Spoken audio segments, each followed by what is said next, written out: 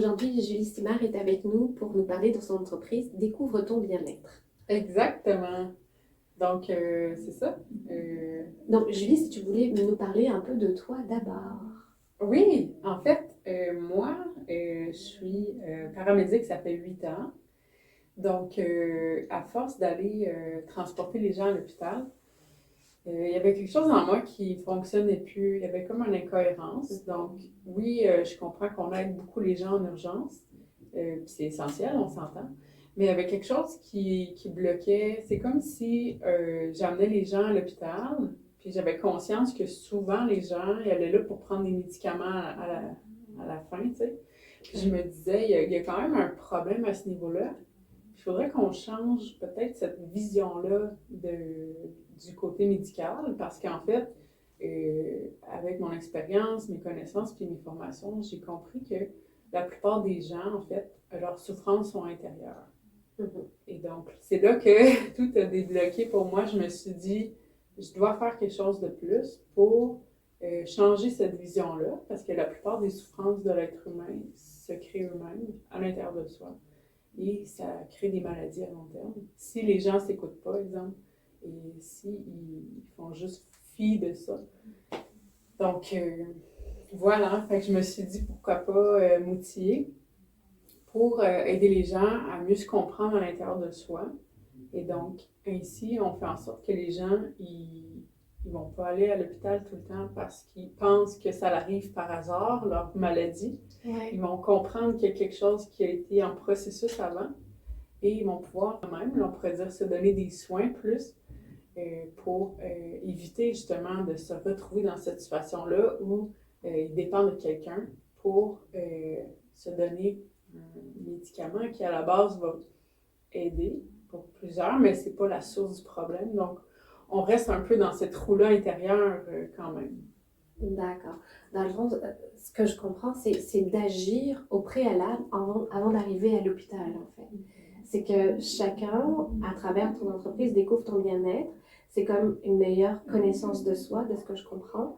Aller découvrir des outils que tu pourrais leur offrir pour permettre de mieux gérer, mieux accompagner ce qui se passe à l'intérieur d'eux. Comme tu le décris, dans le fond, la source du problème, c'est généralement à l'intérieur de soi, au lieu de tout de suite, dans le fond, de rester dans cette situation-là et finalement arriver à l'hôpital où c'est juste prendre un médicament.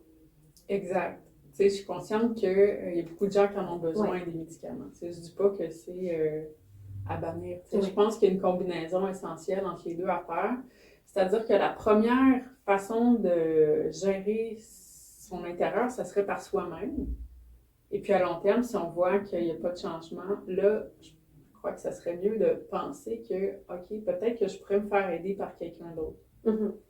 Mais à la base, c'est des outils que j'ai créés pour que les gens puissent, de façon autonome, moi, j'organise des retraites spirituelles. Oui, vraiment. C'était un peu l'élément important.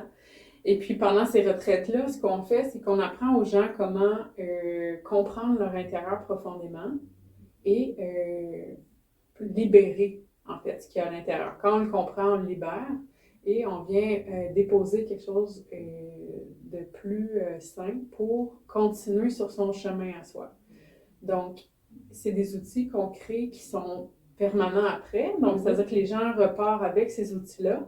Et le but de tout ça, c'est que les gens deviennent autonomes dans leur bien-être.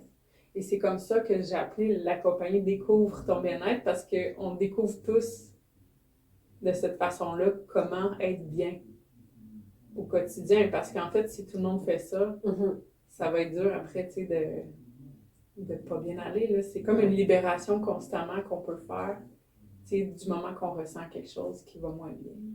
Ouais. J'aimerais savoir comment tu fonctionnes, c'est quoi tes dates, est-ce que tu as un lieu en particulier, le nombre de personnes que je m'attendrais à voir, tu sais, ça fonctionne comment concrètement? Donc, toutes nos fins de semaine de retraite spirituelle sont à Radun. C'est à l'auberge Estonia. Donc, c'est un gros auberge de bois. C'est très grand. Il y a une forêt à l'extérieur. On peut faire de la randonnée. C'est très beau, c'est grand. On a des spas, on a un feu extérieur à l'intérieur aussi. Il y a même un étang d'eau naturel. On peut se baigner dedans. OK. Et aussi, il y a des hamacs partout à l'intérieur, donc on peut relaxer là, c'est vraiment beau. Wow. Et c'est incroyable, on peut être jusqu'à 16 personnes. OK. Donc, c'est des retraites qui sont plus individuelles, Mhm. privées, je veux dire. Et le but là-dedans, c'est de créer des connexions sincères. OK, d'accord. Dans le fond, dans l'auberge, dans le chalet, pour la retraite, ce que je comprends, tu as aussi l'hébergement qui est inclus, la nourriture qui est inclus aussi, c'est ça?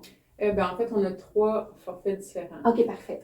Il y a le forfait découverte, ça c'est pour les gens qui veulent expérimenter sans dormir sur place. Parfait. Donc, eux, ils n'ont pas d'hébergement, mais ils ont accès à tous les ateliers, toute la nourriture, tous les professionnels, les soins qui sont donnés en groupe, tout est là.